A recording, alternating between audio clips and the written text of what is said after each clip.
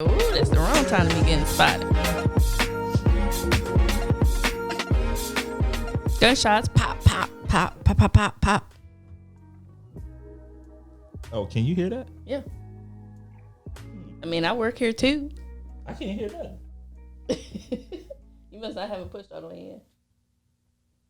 That's why you couldn't hear all that noise. Because apparently I'm the only one on payroll right now for the podcast.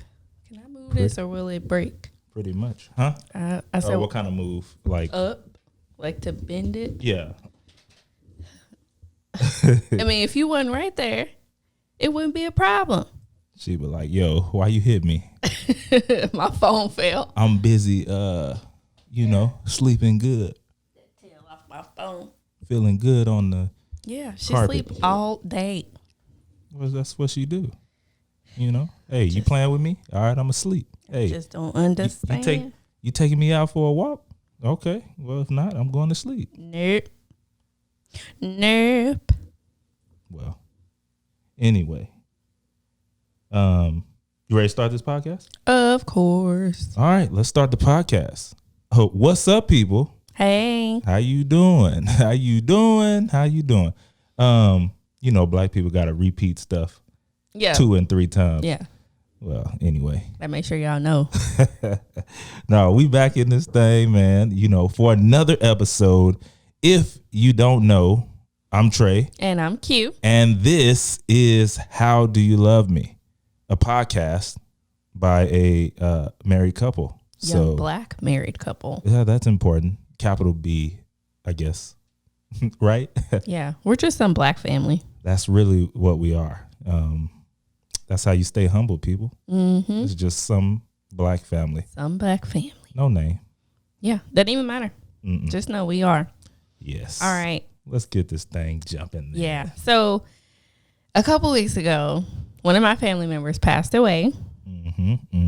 And I'm always weird with death.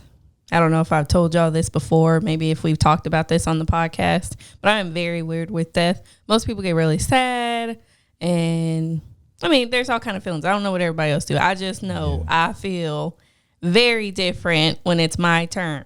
Okay, I don't know how to feel. I have to look around and see what everybody else is doing to figure out if this is a crying moment or are we happy because she's not suffering anymore. So I just don't know how to react when people die, because I did not have a lot of people die when I was growing up, or maybe I did, but they weren't close to me. And so I just never had to experience something like that. So anyways, my great grandmother passed away a few weeks ago, and I was like, okay. And I've done this before. I've had other people pass away, and I'm like, okay, thanks for letting me know. It's kind of like I end up experiencing it. I experienced the situation from a family friend perspective. Like, I'm hearing support.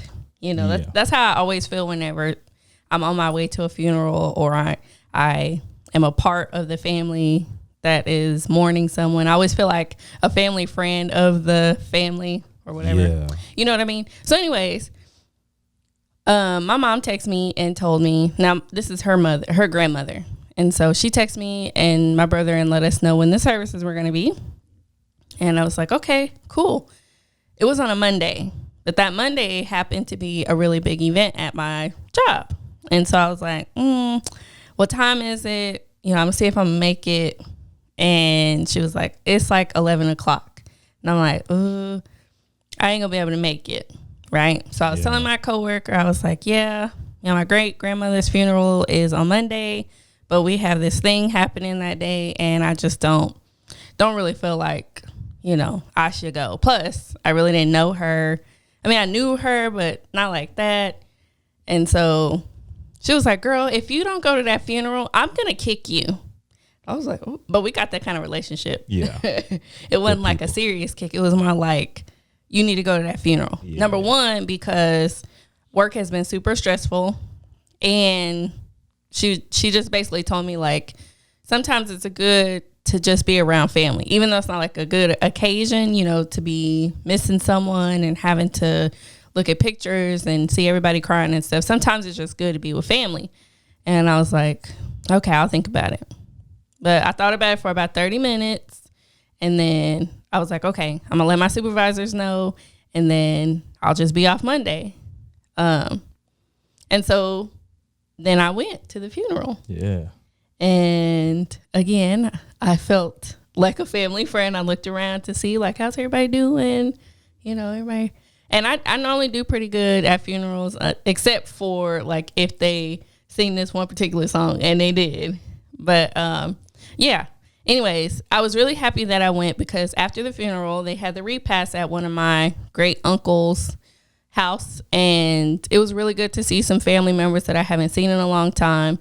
But it just reminded me that I don't know my family as well as I should. Yeah. You know, and I've known that, but I think in times where we all have to get together for a situation like that, I'm really reminded of it because, like, first of all, I haven't seen a lot of these people in so long, I can't remember their names. That's a big one. They don't know who I am. The whole time I was there at the funeral, everybody thought I was another family member. That's facts. They really I'm there to did. Witness. It was crazy. They were like, is that? And I'm like, no, I'm so-and-so's daughter or granddaughter. They're like, oh. But everybody recognized my brother. I guess he has like a distinct look. But yeah. I said I brought all that up to say, like, I guess, like, because back in the day when I was a kid, I used to really kind of, I guess, question my mom's, like, not intentions, but I guess I would kind of question why she stayed away. But, like, I guess I would kind of look at her a little sideways. Not that I ever say anything to her, like, dang, mama, we don't never get to see them. Mm-hmm. But in the back of my mind, I was like, these people are kind of cool. And, you know, I wish we could see them more often. And there were times in our lives when my brother and I and my mom would get to see them. Yeah. But it just let me know, like, you know, it's kind of like a reality check. Like, hey, you are officially an adult, have been an adult for at least 10 years. Yeah, I'm sorry, I could not do that math. I've been an adult for at least 10 years. And the last time I saw most of these people was probably 10 plus years ago. Oh, wow. And so I cannot blame my mother for this. Like, it's all on me, you know? Yeah. Like, some of these people have never met my husband. They're like, oh, who is this? Just some black guy. Oh, yeah. Some black guy standing behind me. Probably my baby daddy or something, you know. You know that we do. Wow. Just my pick of the week. Who is we? But, yeah, it just had me thinking, like, I really got to do a better job. And I think I wasn't the only one because there were some other family members who were basically saying the same thing. Like, hey, y'all, we need to get together more often. Because apparently they had gotten together a couple years, maybe like 5 years ago. But I wasn't there because I was working and going to school for another funeral. So I had missed out on that one. Yeah. You know, and I guess because, like, I pick and choose whenever I want to show up. Because I feel like, you know, I know who they are, but, like, not really required to be there. And so, like, I just kind of pick and choose whose funerals I go to. That's true. Or, you know, where I show up to, because I just don't, you know, after so long, I just hate having that awkward conversation. Like, well, where have you been? Hey, man, I was getting my life together, you know? I know, but now that it's together. Oh, yeah, it's been together. Like, that's It's been together. That's definitely not. It's not like I'm over here trying to pick up the pieces. Nah. My life, well, I ain't going to say it's been good this whole time, but my schedule has just finally gotten together within the last year. And so I have no excuse, but I've been using COVID as an excuse. So, you know, at this point, now that we've seen each other and we've established that some of us live close by, we don't live as far as I thought. Yeah, that's crazy. It's kind of like, you know, there is no excuse. you want to do this thing or, yeah, you know, do you want to start an alliance? No, but it's like that. To be honest, the same feelings that you I can honestly say I felt that before. Yeah. And I've done that. I'm pretty sure you know that. Like, yeah. Well, you don't even know. Well, I can't say anything because apparently I didn't know everybody's name at the funeral either. Well, yeah, and normally that's not like, that wasn't why. I just, I didn't really know if I didn't know him like that. Yeah. And it happens a lot more frequent in my family, obviously. Mm-hmm. I mean, I'm pretty you have sure, a really big family. Yeah, so my family is huge. So obviously those numbers, death comes more frequently. Right. So, there have been some that I've missed, whether it was, because I didn't, I had to work and didn't get off, or I just didn't know. When you have a lot of family members, sometimes stuff gets lost in translation. Right. Been plenty of times where my mom was like, "Oh, you didn't know that was that day? You didn't know they died?" I'm like, "Who am I here for?" I know, and that's the thing. Like, we don't have a lot of, like, our roots are like real small. Like, we have maybe like 3 roots, whereas, because like we only get information from a select few people because we're not around everybody. But if we were like immersed into like the family, it would come from all sides, and we have lots of roots in the ground from the tree that's giving information. But I think we just kind of pick and choose what we do. And that brought me to this analogy that I had heard of. I was watching a teacher influencer, and she was talking about like balancing your time as an educator, because this job is very demanding. I'll say, like, we don't get paid for overtime, but there's still work to be done. Mm-hmm. And so anyway, she was just talking about how there was this saying or this quote that came from Nora Roberts, and it was talking about glass balls and plastic balls. And basically, I'm going to share what I saw or what I heard, and then we'll talk about it. So it says, one time I was at a Q&A with Nora Roberts, and someone asked her how to balance writing and kids. And she said that the key to juggling is to know that some of the balls you have in the air are made of plastic and some are made of glass. And if you drop a plastic ball, it bounces. So that means there's no harm done. If you drop a glass ball, it shatters. So you have to know which balls are glass and which are plastic, and prioritize catching the glass ones. And I've been thinking about that ever since I heard that. I thought it was so powerful. I even let Trey listen to it because I was like, wow.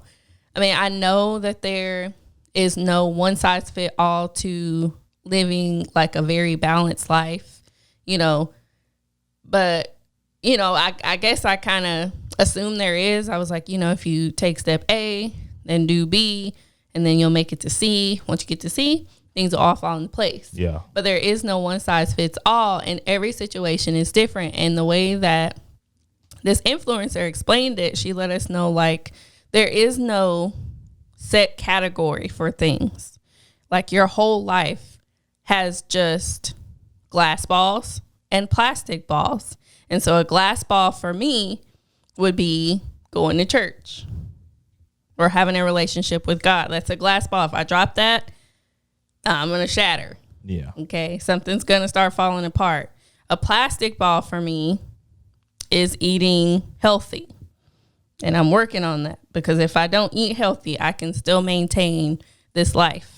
You know what I mean? Mm-hmm. But it is very important. Yeah, for sure. It's very important. Another glass ball would be my relationship with Trey. Got to make sure that I'm communicating and doing all the things I'm supposed to do with Trey. If I drop that, Trey might leave. No? I mean, she's making an analogy. I know I am. So and then another plastic ball would be like, maybe I don't grade my papers tonight. Yeah, for sure. Another glass ball could be making sure that I get 8 hours of sleep every night. And a glass ball could be making sure that a plastic ball could be getting some new clothes. Because right now, that's really cool to me. Get some new clothes. This fits real nice. But if I drop that, I still got clothes. For sure. And so, like, even though there's different categories in your life, like your social life, your work life, your spiritual life, they're all considered in the same category, life. But you just have to put them into glass priorities and they'll change. Maybe at some point, like there was one point where my glass ball was actually school, where when I was going to college. So sometimes Trey was a plastic ball because I had a deadline at school that I needed to meet, and I needed to make sure, like, I can't drop this ball, because if I drop this ball, it's going to unravel a lot of things. But I can drop the plastic ball, which is Trey right now, and get this done and pick him up and prioritize him as a glass ball in the future. And that's, to be honest, that was the best part of it to me, is it could be a moment where, hey, this is a glass ball, but at some other point in time, that's now a plastic ball. Right. And I think that's one thing that people don't realize is like, yo, yes, you should prioritize kids. But there's a point where, like, right now, like, you're good. You're in your room, you're watching TV.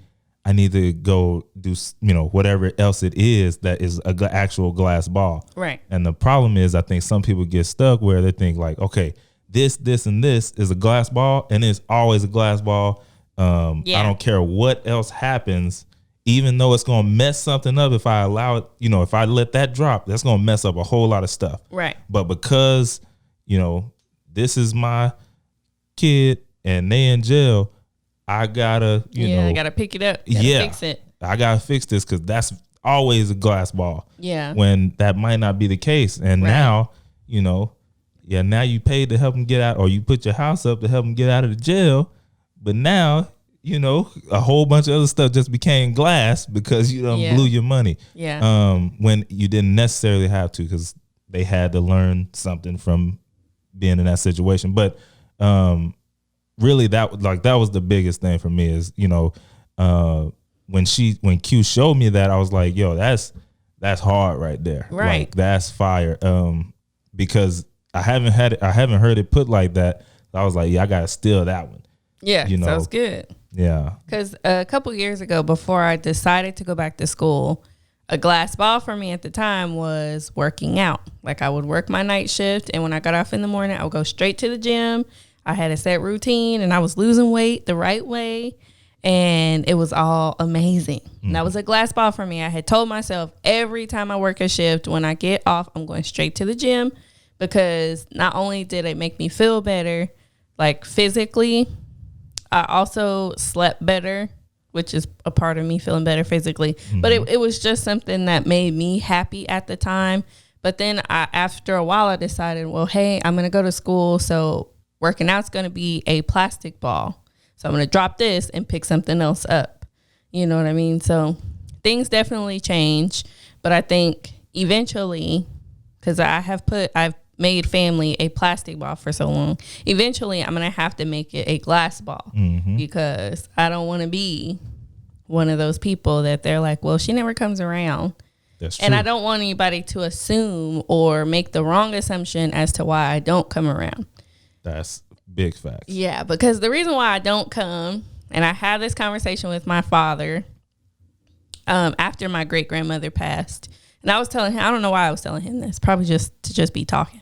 I was just getting this off my chest. And I'm sure I've told this to Trey, I have really high expectations for people, and I mean that in like the way that, like, not like in the clothes that you wear and the things that you have. I have a high expectations in like your morals and things. And so if I start seeing enough things that you're doing that I don't agree with, I'm backing up. I'm not going to judge you for it, but I don't want to be a part of it. I've been that way for a long time. I don't want to get caught up in your drama. Don't want to get caught up in your mess. And I've just decided to back up. That's just the way I've decided to live my life. And I know a lot of people don't agree. And maybe they feel like I can't be like that way. But I just know who I am. I'm a sponge.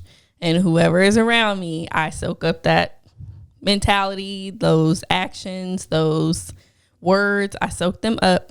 And I've just decided that I don't want to soak up the wrong things. And so if I see you doing too many things in a way that I don't agree with, then I'm gonna back away. I'm out.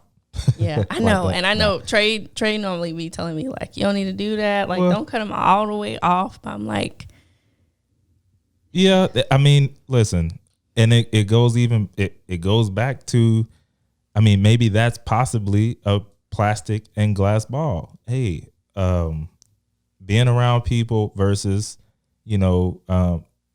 building myself or staying away. Maybe that's a glass and plastic ball. So do I need to be around people all day, every day, and they're not going the same direction as me? Probably not. Like, I mean, if I'm not an expert in the Bible, but if you read it, it tells you, like, you're the light, but if you stay around darkness long enough, it will draw you to darkness, not the other way around. So I think you can't just totally, cut people off, because who else is gonna, I mean, not saying that you're the only person, but what if you are the only person who can bring them to, Christ or whatever? They can see you from afar. But yeah, I think you have to pick and choose your times. Like, do you have to all the way cut people off, like, that you've known for a long time and all this stuff? No, but at the same time, I don't think you should be in their face all day long as well. I definitely understand what you're saying. And we've had this conversation behind the podcast. Yeah. But my thing, my thought on this always is, people don't like to see you change. Yeah, and that's so I know. Like, the thing is, the thing is, you want it to be them. Like at the end of the day, they will be the ones saying, you know what?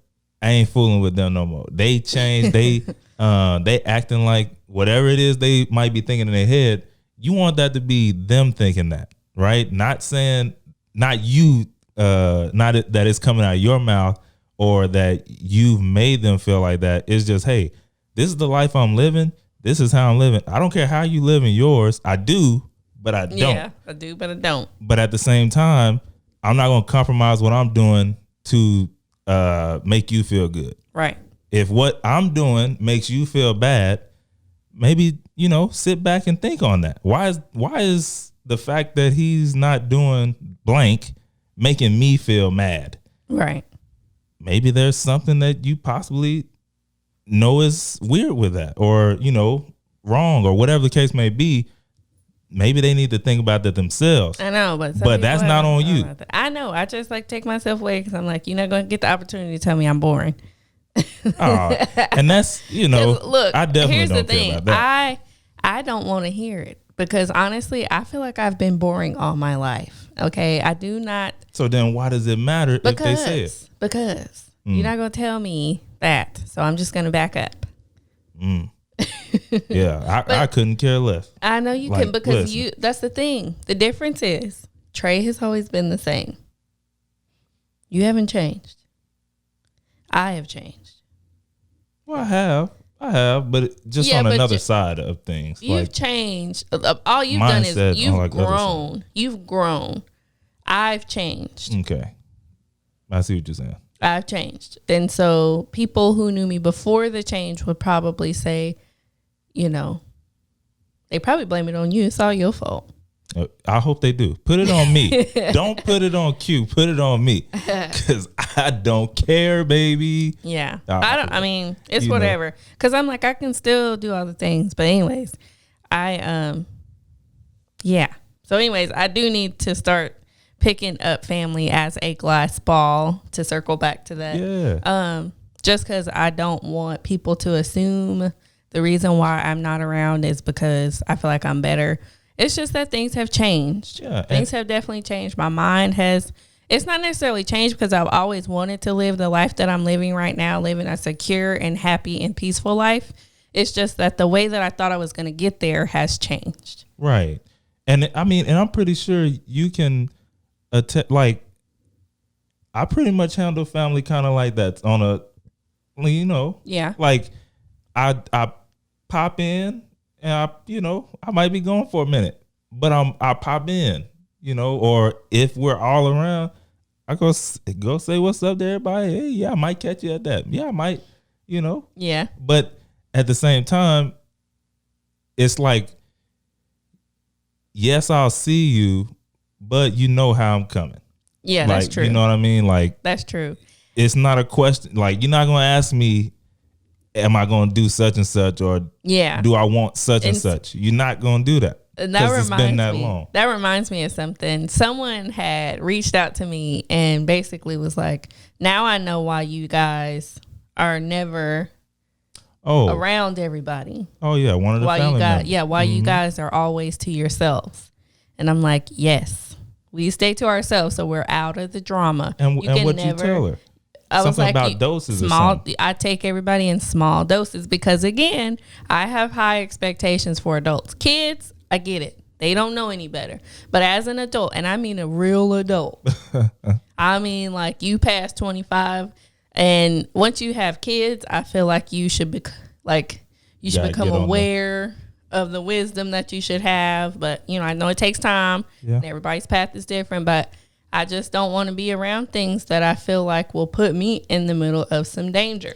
And there's definitely nothing wrong with that. Like, again, you know, I'm like that for sure. I know, but you know, people would take it another way. But that is why we don't come around. I know a lot of people probably think, oh, it's because they don't do this and don't do that, and they're gonna talk about us. If we come around you and you doing that stuff, we're gonna enjoy ourselves until we feel uncomfortable, or before we feel uncomfortable. Because I can always tell when it's time to exit. Well, yeah, we've talked about this before. What when it's time to exit? Yeah, you don't be knowing when to leave. Yeah, I don't. But that's the thing about me. If it's one thing I will say, I don't know when to leave something. So because I like where I am, I can truly say it doesn't matter where I go, what I'm in, or you know, the area. I can learn how to have fun and enjoy where I'm at, regardless of what's going on around me. I was saying this. I was like, I'm probably gonna be the old guy who like takes that walk down to the park and then just sits on the bench and just people watch. What a weirdo. It's not weird though. It's like you just sit and you think and watch and you know. Park. No, I just use that as an example. But what I'm saying is like I can enjoy myself just chilling. Like I can have the best fun, and so I lose track of time and just or whatever. Next thing you know, I'm helping cleaning up. Like, where y'all want these chairs to go, man? You know what I mean? But yeah, she'll exit in a minute, and you know when we together for sure. I don't know if we had shared this on the podcast, but some months ago, what was it? About a month ago? I don't remember what it was. I think it was in September. A family member was having a really big celebration, and I could tell that it was getting close. It was getting so close, time to leave. And I was like, Trey, come out here and take a picture with me. A picture?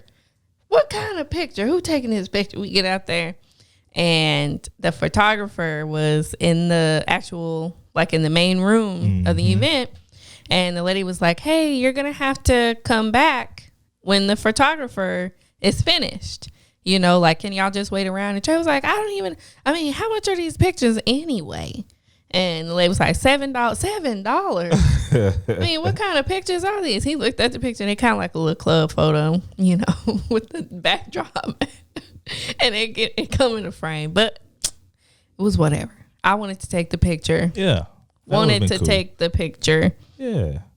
And what I really like after that, like after Trey was like, "No, I ain't taking no picture." No, honestly, what? It was, yes, no, that was the dude wasn't there. That's what I said. Oh. So, I honestly only brought him out there so that we could go. Yeah, I was clueless. He had no clue, and I was like, "Let's go," because at that point we were outside of the event, like we were in the hallway. I was like, "Let's go." He was like, "No, we got to go in there and say bye to everybody. Come on, let's go." I was like, "No." Connected. Get out. It was the Bluetooth speaker. I was like, "No, let's go, Trey. Come on, it's time to go." But I want to go say bye. I need to go say bye to everybody. Yeah. We get in there. We had to go straight through, and he was feeling so bad. I was like, "All right, y'all." I said bye to the people at our table. I was like, "Y'all, we leaving. We out of here." He was, "I know she making me. I want to say bye." Right? So we getting out of there. He was like, I just feel so bad. I don't like doing stuff like that. I'm like, boy, you better come on. Don't you see they about to start stacking chairs in there? And sure enough, when we got out of the room, they was putting everything away because they had like an hour to get everything put up. And I was like, oh, no. No. So we leave. And then the next day, because Trey was, let me go back. On the car ride home, he was like, I just can't, I feel so bad. I just feel like somebody's going to be mad at me, because I didn't say bye. And I was like, boy, there was so many people there. Ain't nobody worried about you whether or not you said bye. And sure enough, the next day. Multiple. They were like, you didn't say bye. We didn't even see you leave yesterday. Like, oh, Lord. That's hilarious. But I mean, you get used to seeing people do certain things. And then when they don't, you're just like, wait. They didn't do their thing that they normally do. That's the thing. What's wrong? What happened? I'm in the space where I'm like, they don't need to see me leave. They having so many people here. It was about 100 people there. Don't put it like that. That's not why, y'all. That is not why I say bye and all that. It's not for nobody to see me leave. Is that what you said? No, I'm just saying. I'm not that guy. I mean, I might have said bye if it was like at somebody's house, or whatever. But I'm like, there were like 100 people here. You mean to tell me I got to come over? And you were taking pictures? I'm trying to get out of here before they start making us pick up stuff. Well, I have no, but that's a real example of, I never know when to leave. And she definitely does. That is definitely a part of your identity. And I'm about to transition. Sorry, y'all. Okay. I'm transitioning. Next section. Yeah. So I was just curious, Trey, what is your identity? Like if somebody asked you, what's your identity? Yeah. Who are you? I am a son of God. I'm a husband, a son. I was about to start singing this song, but I was like, that's not the words. I'm like, I am a son of. Oh, wow. I mean, it could work, but yeah, I mean, those are the top ones for sure. What was it? Son of God and husband. Okay. Son. Yeah. And brother. Who am I? I am a wife, Christian, and I don't know.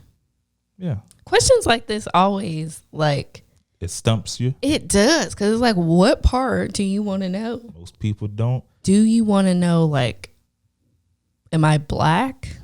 Do you want to know if this is my hair? I don't know what you want to know. You want to know what I do on a regular basis? I don't know. I'm a teacher. There we go. I'm a wife. I'm a Christian, and I'm a teacher. All true facts. Yeah, but I asked that because I was scrolling through Instagram and there was a person talking about how they have a birthday coming up and they've been really struggling with this birthday. And I always laugh at people. I always laugh at people who are like, my birthday's coming and I don't know how to feel about it. Oh, yeah. And I'm like, you ain't got no choice. Be thankful that you're still here, baby. I mean, I get it. Top. None of us want to get older. And this year, I think I really had the chance to sit and think about how old I am and how time is really passing. But there's nothing I can do to stop it. There's nothing I can do. Not and a thing. So anyways, when I saw that post, I started laughing. But then the person I was the story that I was looking at, they were just really pouring their heart out and sharing some stuff. And I just kind of took a screenshot of it. And I thought it would be perfect to talk about on the podcast. Let's talk about this thing. So I was really thinking, what do I consider my identity?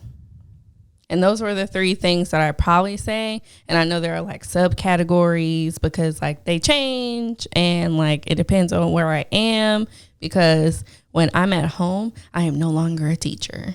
Even though I still carry those traits with me. I'll be shh, be quiet. Yes, she does. I be talking noise and but dreaming about it. Yeah. So, but it's not a part of my identity when I get home.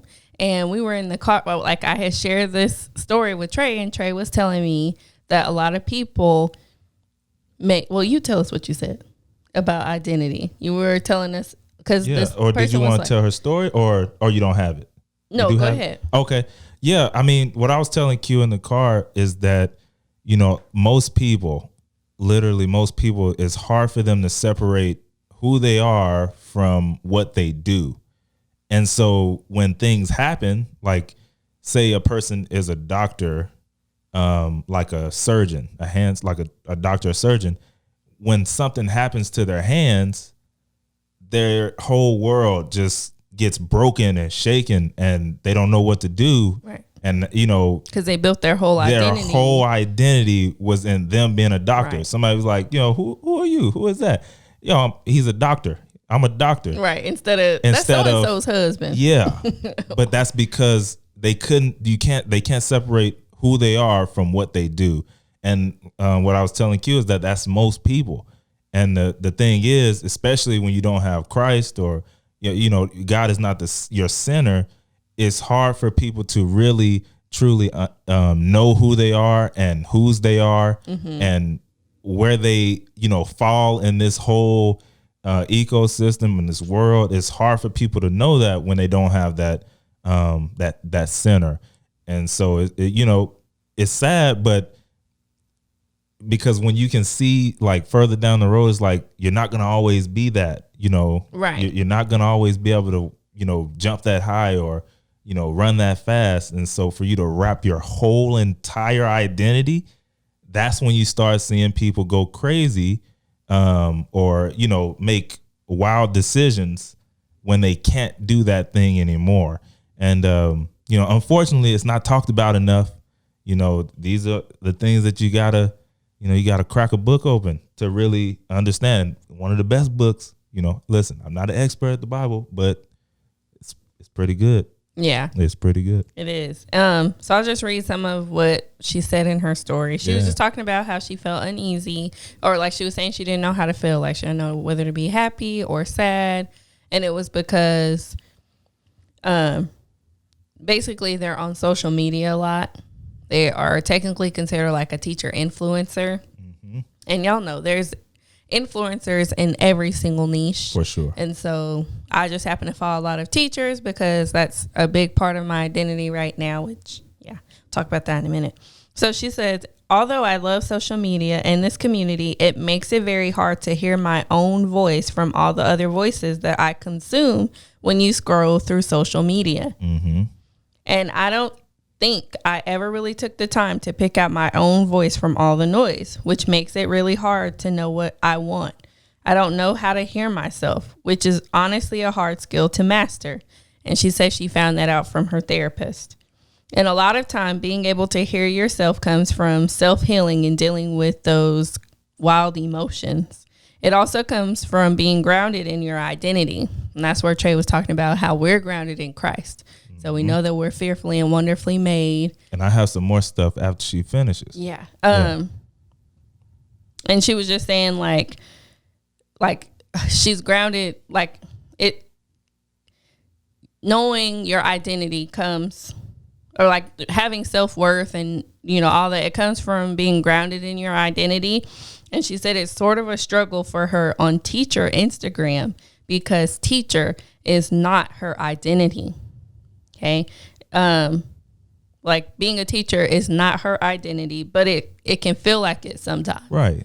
Because you're always doing it. Yeah. And she was just saying like basically the teacher Instagram world or community is pretty judgy. And basically being able to hear yourself comes from knowing and accepting who you are. And so it just really made me think like, what do I identify as? Like what boxes would I check if they were ever to ask me, who are you? Yeah. You know? And like what if I didn't know my name and I was like, well, like what if all I could do was describe who I am?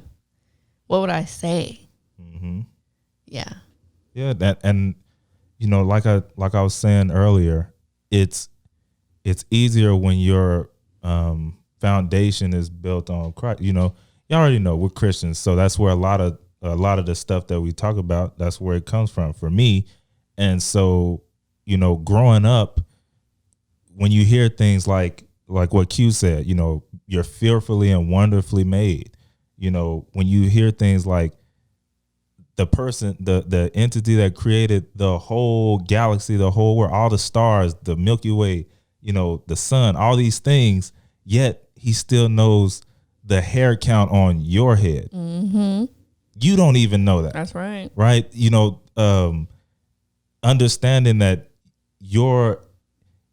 if he's the king, then you're a son and you're a daughter, the things that come with that in the natural, you have that in the spiritual, and all these other things. No, I'm not better than you, but I know who I am. Mm-hmm. Right. So I have that same, I have that and you have it. If we both walked in what we have, then, the other person wouldn't feel a certain type of way when I walked in the room. Not saying that they do, but I'm just saying, that happens to people where, they see somebody and it looks like they're, holding themselves a different type of way. They automatically go to the negative. Whereas, well, what if I'm just walking in everything that God told me I already was in the Bible, but again, when that's the foundation, now, when I lose that, high ranking position as a, teacher, or wherever, whatever that position is, when that is no longer there, or if I get fired, or, the things that happen in natural progression, it's not going to shake me to my core and, make me go into depression or anxiety or all these other things, because that wasn't what my identity was built on. Right. And, I'm not saying that you have to be a Christian to have a strong identity, but understand there are other things that, it can't be taken away. Like again, in the Bible, that one of the first things that he gave Adam and Eve, after everything happened, you need to be fruitful and multiply. Mm-hmm. That applies to us too. And then when you multiply, guess what? You're now a father. You're a mother. Right. That can't be taken away, so to speak, And so those are things that you build your identity on: a great mother, a great father. One thing I say as well, with that, when you start reading and you look, even in natural books, not just the Bible, the mother and father are extremely important in their children's lives. Guess who starts that foundation building? They're the roots. They're the ones. So, it takes that father telling that daughter that, you're this, you're that, you were made for, specific reasons. And, you can do it. Yeah, you're worthy. And all these things that builds her confidence. And guess what it builds? It builds a good little sturdy foundation that she can now build on. So now just some random joker can't just come in and tell her anything, and get her to leave the country or, fly to wherever and forget everything, only to be left at the doorstep and kicked out, because why?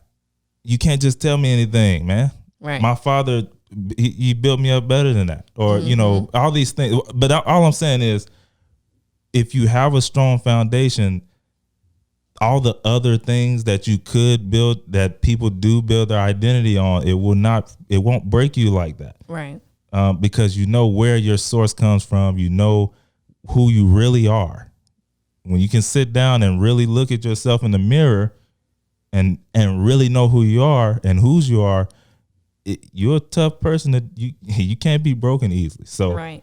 Sorry I went on that little tangent. No, that was good. That was good. I was just thinking about all the things that have also changed.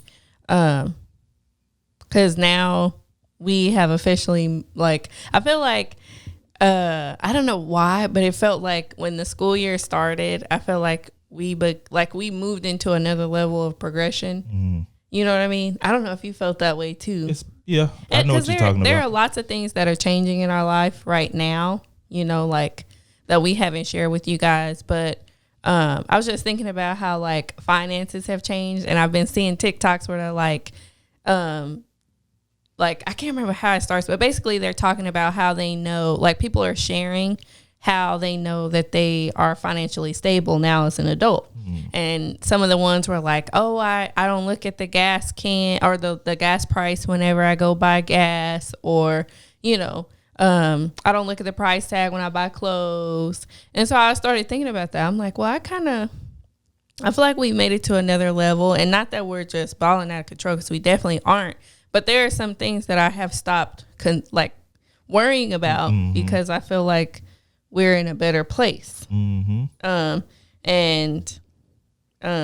Like we kind of leveled up a little bit. And so the quality of the things that we buy have moved up too. Because I know in the past, I pretty much would not look at quality. I would look at the quantity. So I'm like, if I can get 5 shirts for $2, then I'm going to do that versus getting 1 shirt for $10. Yeah. So I'll just give me some plain t-shirts and be cool, because I got 5 now. That's true. But now, like I was telling Trey the other day, I was like, I finally realized why stuff costs so much. Because when you get a $10 pair of shoes, them shoes hurt and they start looking busted after a few weeks. But get you a $30 pair of shoes. Yeah. Your feet don't feel bad. They look great. You don't have to mess with them as often. And like it just really made me think of like, oh, I'm able to buy quality things now. Like in the past, I would be like, man, I wish I had a cardigan.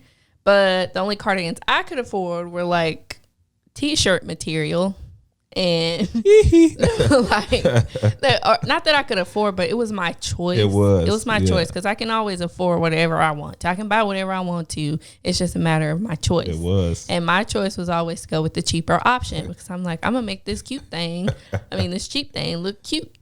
Yeah, that is facts. Not I said the cat. I know, and facts. So like.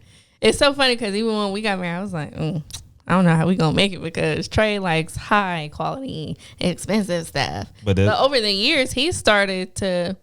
I'm not saying he doesn't buy high quality stuff anymore, but his preference in clothes has changed, and he's not buying suits anymore. He's buying like athleisure suits, and nice tinted shoes. But the thing is, you know, it's been like this for a long time for me. Like, I really couldn't care less on, like, I do like certain name brands or whatever the case may be, but I'm more a fabrics guy. I always have been. Like, you know, I can run the list down on some fabrics because I just like that. That's weird for me, but I like it.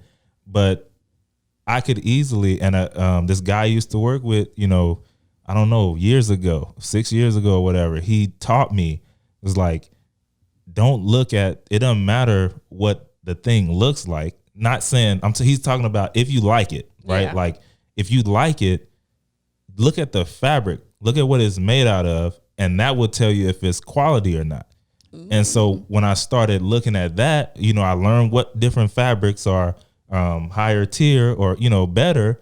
Then I could go, I started going to thrift shops and, you know, secondhand places and eBay and things like that.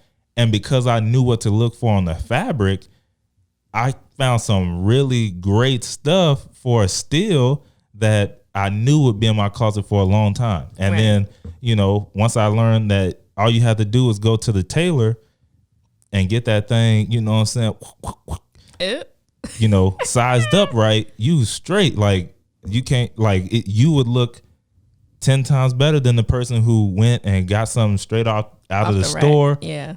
And it cost them $10,000, but because it is not shaped and tailored to them, they look like who did it and why. Yeah. But that was big. And so I do look for the deals, but I look for the deal with the quality fabric, and that's worth the money to me. Right. I don't care about spending, you know, big money on stuff. Well, I've just recently started learning about that. Plus, I've just decided, like, before I was just like, oh, I'm so out of shape, and I would just be like, well, I'm just not gonna buy anything because I'm gonna lose this weight, and I might lose it for like a week, but after I lose that weight, I'm gonna start back eating again. Then I can't fit them clothes again.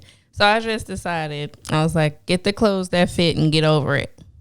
That was my motto. Mm-hmm. When school started, I was like, get the clothes that fit and get over it. Okay. And so I did. I started buying up a little bit of clothes, and now I feel comfortable. And they're nice quality, so they're not tearing up, and I can just switch it around. I got like some basics and stuff. But what was it, last week or 2 weeks ago? I went and got a massage. Okay. I have never had a massage, like a real massage. And it was a 50-minute massage. I walked out of there feeling real bougie. And I didn't even pay for it. Somebody got me a gift card. Yee. And I was like, I was out there contemplating swiping my card, because I was like, y'all about to get a 12-month deal out of me. Because I was like, this right here, very much needed. Hilarious. Okay? Yeah, I was feeling real bougie at that moment. Yeah, that's how they get you. Yeah, and they gave me some coconut water. I'm walking out there, pinky out. Oh, Lord. Get away from me, peasant. I just got a massage. Basically. Oh, my God. Yeah. So, anyways, I just noticed things have changed. Like, I'm no longer buying $3 bras and stuff. I'm paying I'm not buying the most expensive bras, but I'm buying the bras I like, with no wires and stuff, and it's just better. The quality is better, and I'm just looking for like the better quality and not necessarily the cheapest thing. Yeah, just make sure I have it. When you start doing the numbers, just to throw it out there, when you start doing the numbers, you'll realize, like, dog, yeah, that pair of shoes was $10, but I had to buy them 10 times. That's right. 15 times. Right. You know what I mean? So I could have I spent $150 on the $10 pair of shoes when I could have just bought a $90 pair that lasted me 2 years or 3. And I done spent $150 and one. Right. But plus the medical bills. It's easy to keep dishing out that $10 when every couple months. Yeah. When you don't realize it. Yeah. But if you look back through that thing, you start doing the numbers, like, golly. I could have just bought blank. Yeah. But, it comes with time. Anyways, I was just getting some stuff off my chest. You got anything you want to talk about? No.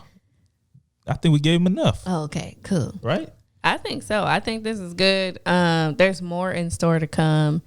Definitely have more to share with you guys, because there are some changes coming. Yee-hee. Good things happening over here in the Scott's house, some Black family's house. But yeah, we gotta get out of here. We got some things to do. We actually do. I looked at the clock. I'm like, oh, this thing is moving. Yeah, it is. But we enjoyed our time with y'all today. And again, thank y'all so much. I actually I left everything.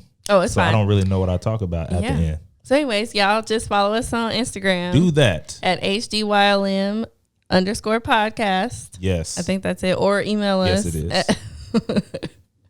Y'all know the stuff. Just look on the pages and find us. Yeah, and if you don't know, find us on our personal pages. Ask us questions like always. We love to talk to the inner circle.